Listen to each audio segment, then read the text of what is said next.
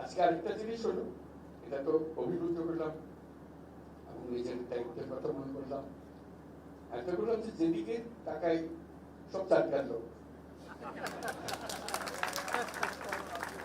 ঢোকা অব্দি দেখি চারকার লোক।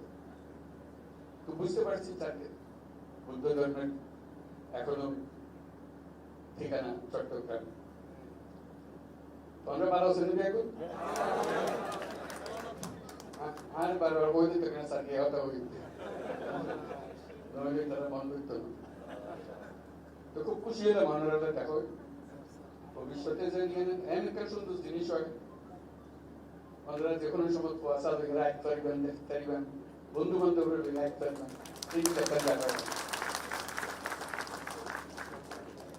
ব্যাগুনের আরো বেগুনি কুয়াশা দেখে এইটা দরকার। আর মিলন মেলার কথা কই, মিলন মেলাতে হঠাৎ দিল তো এন জিনিস গড়ে তুলতে টানিয়ানো বলি ব্যাগুনের কুয়াশা লেগে টানিয়ে খুব খুশি হলাম আজকে ব্যাগুনের দেখা হয়ে গেল। আর লিখিত বক্তব্য আছে আমরা